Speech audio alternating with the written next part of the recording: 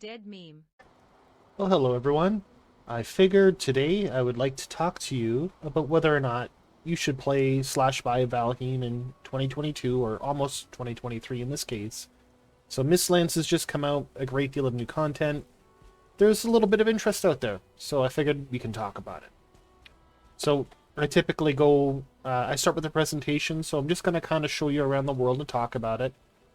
So as you can see, it's kind of like it looks like a PlayStation 1 era game on its surface, but if you see, like, the effects are half decent, the models aren't mega high poly, but they're decent enough. And even like the sense of farming, you can see my crops in various states, in a flowering state, in a ready to be harvested state, things like that. And there's the various machines within the game that are well animated. They look good, right?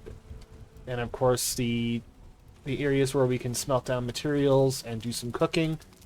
It's a neat looking game. It's definitely not like an Elden Ring look. It's got its own distinct art style. And if you like the easier or less graphic intense art styles that come out of a lot of indie titles at the moment, I think you'll be okay with it. So some of the models, though, they're a little bit better than others. Like this Lox is one of the tameable creatures. They're normally hostile. It's not very pretty, but it's okay. It's not quite as good as like this is a player, right? And everything in Valheim seems to have weird eyes. So it is an early access game. Some models are still being updated, and they get better as time goes on. Like, as you can see, we got this fish here. The mechanics have been changed. You're unable to you're unable to just pick them up anymore. But here's a good example where they kind of knocked it out of the park. Like, water looks phenomenal. As you can see, like, the waves are good. You can see like the distortions in the water. But so what I'm going to do is I'm just going to go move on to some of the creatures, and we'll check out their models, and we'll show you some of the combat, because I think you're getting a decent idea of this game's presentation by just like the little show around the base, right? And how the terrains form. So this is the plains biome. It's relatively far in the game, and there's some enemies. Perfect. We'll go play with them. So the goblins look pretty decent, or the furlings, as they like to call them. And as you can see, combat, it's relatively fun. I like the way it works. It's kind of like, parrying is a big deal, as you can see. It's the method I'm choosing to use to stun my opponents, to make them easier to kill. But there are ranged attacks, and there are even magic spells, which I believe I've got a few of them unlocked, and I could show you them in a bit. But let's get this enemy to approach. And here we go.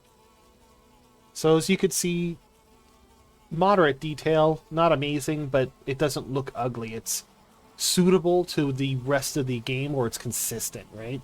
And that's one thing I've noticed with a lot of early access titles, is their graphical consistency is typically very poor. But in this game, the difference is relatively minor. So with that out of the way, I think we'll just kind of move on to some terrain. I'll go find some nice looking areas to show you so you can get an idea of what the world feels like. And just before we move on to what the various biomes have to offer in their look, I'm just going to show you one of the machines in action. So I've got some coal. And as you can see, so we get some neat little animations and whatnot. Some are more advanced than others, like the lesser advanced machines don't look quite as cool and don't have nearly as many effects. But another really neat thing to take a look at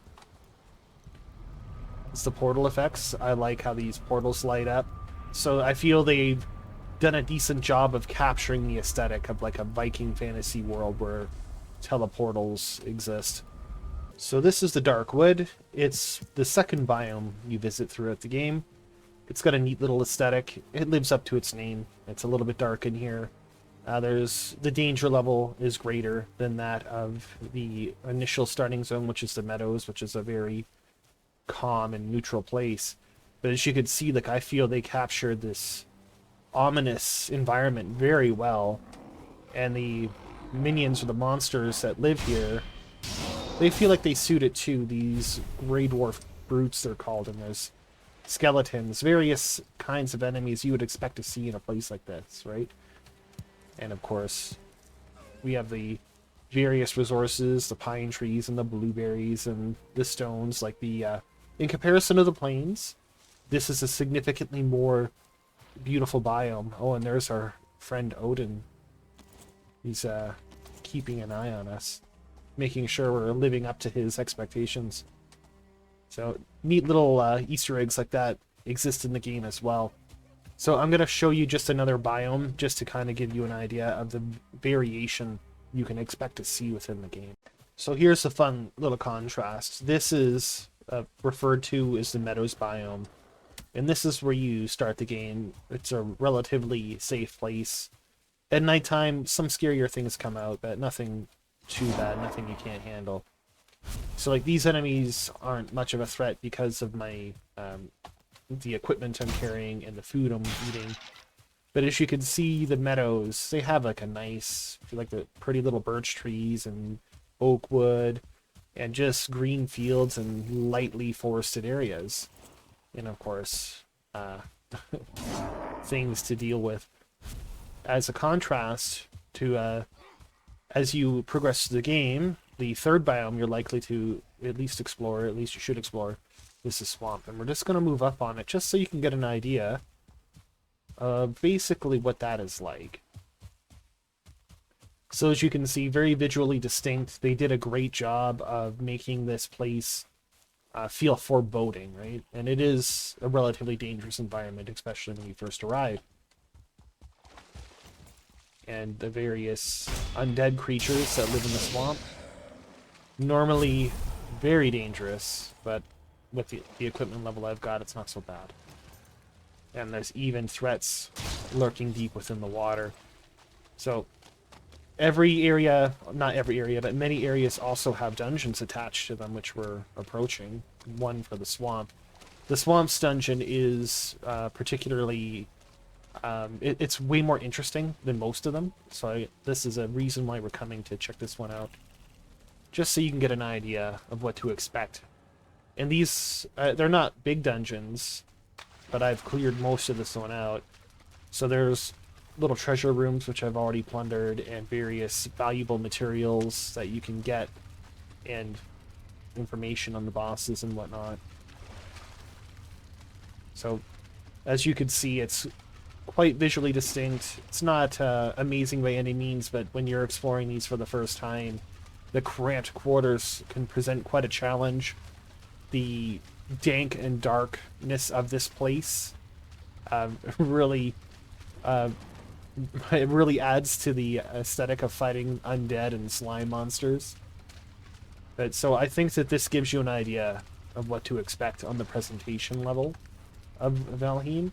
So I'm just going to move on. We're going to talk about things like the gameplay. So I believe gameplay and story should be kind of covered together. And to kind of help you understand that, when you pop into the world, all these rune stones don't have all this glowy nonsense going on. They all look like this. There's just a little carving on there. And it leaves you asking a question, like, there's very little prompting.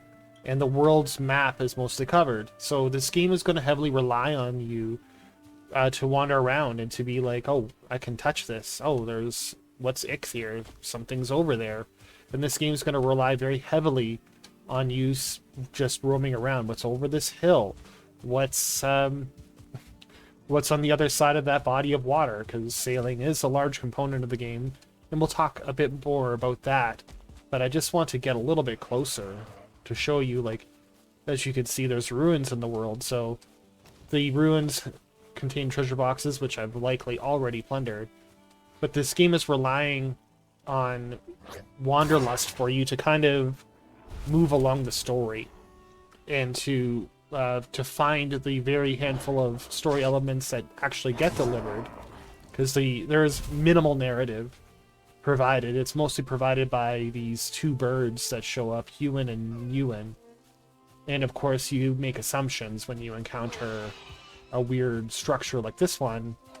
You're like, did someone build this? Like, it's more, the environment's more telling you a story, right? And as you can see up here, again, we're approaching another ruin. So you're kind of asking yourself, well, why is this ruined? Someone was living here. It's all broken down now. So there is no direct narrative, but there are rune stones you can see that act as similar to diaries, where people will talk about their experiences. Like, there are individuals who talk about exploring the mountains for the first time, which is another unique and distinct biome, and they give you a little bit of a diary entry of someone's notes that were left behind who explored before you.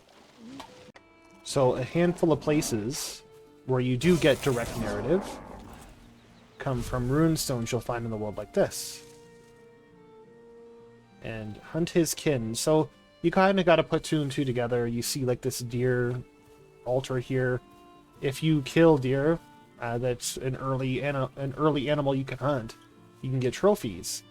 So basically you'll come back here with the deer heads and you'll make a sacrifice to this altar, and that's how you'll progress the story. Basically you'll fight the first boss in the game, and hopefully I'm not spoiling too much for you, but you should be able to probably get there in a good 4 to 6 hours as a new player and defeat the first boss. I'm sure you've seen him before. If I spoiled it for you, I'm sorry. So that is how the narrative is mostly spun. The game is relying on you to say, what's over there? What's in that forest? What's that rune stone? So not bad, just keep that in mind. If you're looking for a big narrative and a big story, you're not in the right place. So let's talk strictly about the gameplay now. I would classify this game as a survival light. There are materials in the world that you'll pick up. As you can see, you can pick up flint. My bag's full, so I won't be picking them up. And there's food. So the survival aspects that you're accustomed to in video games, like gather sticks and stones so that you can actually start extracting resources from the land. And you need to eat food or dire things will happen. But the difference in this game is starving doesn't kill you. Starving just makes you very weak. Like you'll have less health and stamina. So the direct threat of starvation is minimal, but not having food will deeply nerf your character. So as you progress, you'll kill bosses, you'll acquire key items, which will give you the ability to advance your technology, which will unlock new equipment. Because normally, if you fight these guys with the proper equipment and food, you'll probably have to hit them at least 3 times to win. So, because I am wearing endgame gear and I'm in the lobby zone, right? So you'll kill enemies to gain, or boss enemies to gain their key items in order to unlock new crafting stations. And we'll skip right to one of those so I can give you an idea. So these are some of the crafting stations that are available to you. Everything from an oven to like a spinning wheel, various kinds of stone cutting equipment and smelteries. And not all of this is available to you. As I said before, as you unlock key items, you'll be able to build new stations. And these stations will give you, as you look on the right here, access to various kinds of things that can be built. So the other interesting way that they handle crafting is you build upgrades for your station. So this is my crafting table, and this tanning rack is an upgrade for it. So it increases its level and makes it a better tool station. And of course it unlocks more tools and whatnot. And that's your primary method in order to increase the value of the equipment you're carrying. The other major form of progression is in meals. So when you cook food, they all have different statuses and whatnot, and of course higher quality food will either give you more health or stamina or a little bit of both, and you'll kind of create a strategy for the boss you're fighting. So if you're fighting a boss, you're likely going to bring your best quality foods with the highest amount of health and stamina to improve your chances. So this is one of the largest points of progression, I think, in the game that plays probably the largest role is the food quality. So rather than starving to death, killing you, it just makes you susceptible to being defeated by enemies. So take that for what you will. There are various forms of animal domestication as well. Everything from simple honeybees, which are really passive. You don't have to do much to keep them happy. But as I showed you earlier, you can domesticate very, very large animals. Not all animals are domesticatable, but these guys provide good skins and various kinds of meat. And I'm just going to show you a few other animals that are tameable, and we'll probably move on. So here we have chickens. These are one of the newer additions to Valheim at the moment, and they've been relatively well received. I do like them. Their domestication and breeding requirements are different than what we are accustomed to, at least from the other animals. So, like, they needed to be warm to incubate the eggs, and that's not a problem for, say, your lox and your boar and some of the other tameable creatures. So, of course, the reason you're taming creatures is to have a steady supply of the meat and materials. Like, the byproduct of these guys is also feathers. And lucky for me, you can easily feed them dandelions in order to receive eggs, which are highly valuable. So, with that covered, this game gives you a lot to do. There's even an entire system of fishing if we look at the skills. There's a whole lot of skills to level up, and these skills also count toward your progression. The more higher level a skill is, the more effective it is. So, like, you can jump higher, run further, with less stamina consumed. With all of that being said, I'm going to talk about some of the things that I don't think the game got right or still needs to be worked on. So I'm sitting about 600 hours played. I've played through single player and multiplayer. It's definitely more fun with friends. Highly recommended. But basically, let's move into some of the things that may push a person away, right? So if we look at the graphics, I don't think they're bad. They're just, like, they're not as interesting, right? They're not as interesting as your Elden Rings or photorealistic, like, say, like some of those racing games I've seen, Forza, I believe it's called. But for the most part, as you can see, like, the models are well done, the animations are decent. So yeah, if you're looking for a photorealistic game, this may not be the one for you. The structures in this game, as you can see, these are all player-built buildings. It's relatively easy to build stuff, but I find the lack of variations is a bit of a down point. But I do have to admit, the building system, the way it is very intuitive. It's easy to understand. If you've played any kind of game, even like Ark, it kind of reminds me of that, how things snap, and how you can hold down shift and you can kind of slightly adjust things. So you do have a lot of creativity. I think that they could do a bit better for, like, the looks of some of these items and materials and their textures, and increase the variation. So granted, Mistlands did just recently come out, and they did add a lot of additional items, but of course it's only for the later in the game. So one thing that I know will bother some people is there's a weight limit. This is definitely, I don't know, it's mixed. Like, I get you don't want a person to be able to carry 100,000 rocks, because it's not, it just kind of breaks the idea. But it feels like there's this system for weight. There could be some tweaking done, especially compared to, like, a great example is if you have 30 iron ingots and you turn them into an iron mace. For some reason, the iron mace now only weighs 5 pounds. So there is some weight discrepancies, which I've heard on many occasions, especially playing with my friends, that they think it's really dumb that that sort of thing occurs. One other major point of contention that you'll see a lot of is if you're carrying certain kinds of material, you're unable to use the portal system.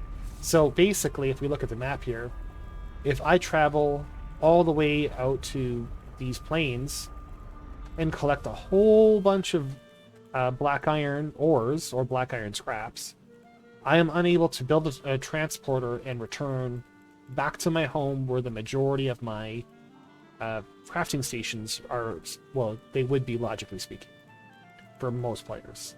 So the game gets you to sail, right? And heaven forbid you're a Viking and you go sailing.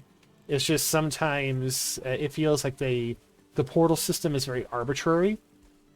So other than that, I think that the portals are a net good. It's just they need to do something about how materials are handled. And it feels like when you have to carry, like when you have to do 10 trips back and forth from the Darkland or from the Darkwood, just so you can make like one hoe and an axe so you can cut down some trees. It feels like they're artificially stretching the length of the game. So, as well too, one thing I've noticed as they've added cool new items from the Mistlands, like this magical sword, which is super cool. I do like how I can do magic damage and cast spells, but the downside is later the cool new options such as magic spells and that do not impact the early part of the game. So when they release new content, there's new items and new crafting stations and abilities, but it's only stacked on the far end. None of it really impacts the early game. And one good example of this is fist damage. So damage done while unarmed. There are to my knowledge at this time at least, no fist weapons unless you've gone at least 2/3 of the way through the game. So by the time you get to the point where you would want to start learning to use a fist weapon, you've probably leveled up your preferred weapon, like spears or swords. As you can see, I'm a fan of swords, and let's see, axes, I leveled up a fair bit. So you're reluctant to go back and to a level 1 skill and level it all the way up just because you can finally now level up unarmed weapons. So that's like an example. The other example is the Mistland magic is really cool. They've done a phenomenal job with magical weapons and even spells, but there are no spells for the lower levels of the game. And granted, I understand there's a balancing issue, but it feels like you could have done something. Like you could have created a spell that gives off light, like this little wisp that I've got here.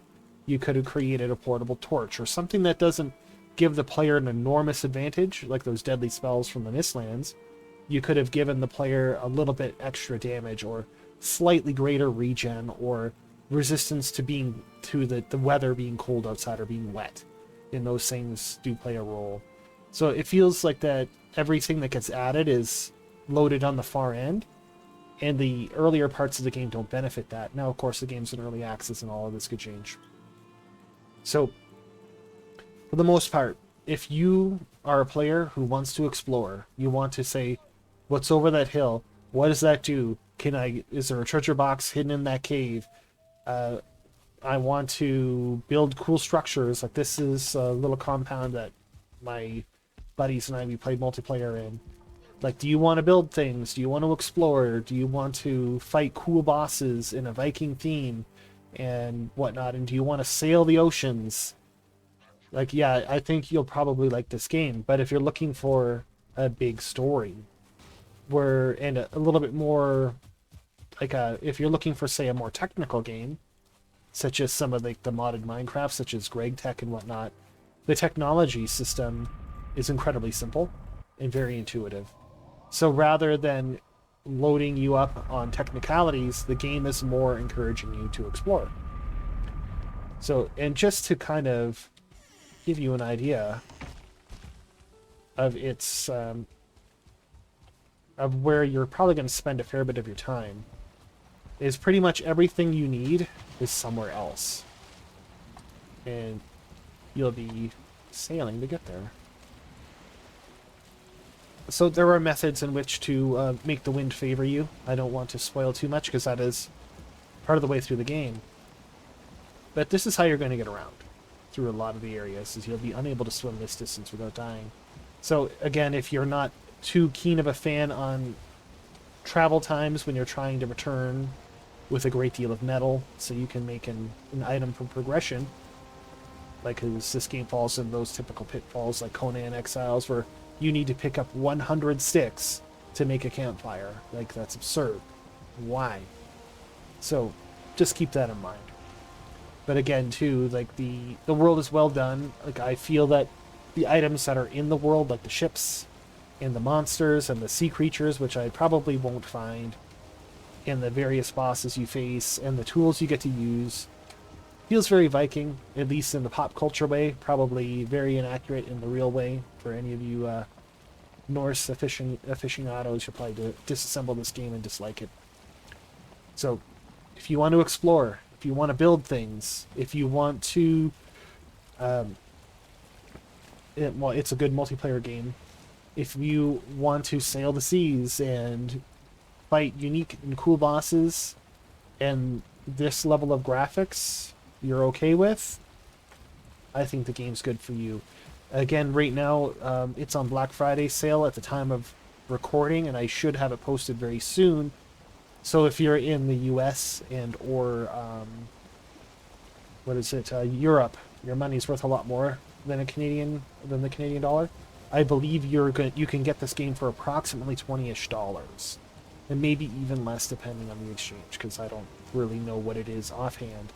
But right now in Canada, it's like $22. So the amount of fun I think you'll get from this game versus what you pay, definitely worth it. So hopefully this is helpful. If you did find it helpful, if you want to send me like a subscribe or some comments or a like, or if there's anything that you think I should have mentioned, like anyone who's been playing this game for a while will have great stories to tell you of some sort of fun battle. If you want to throw that in there, yeah, go ahead. Like, let's help people make good decisions so that they know whether or not they want to spend their money on this kind of game. Just for underground. But anyways, thanks for showing up. See you all again real soon.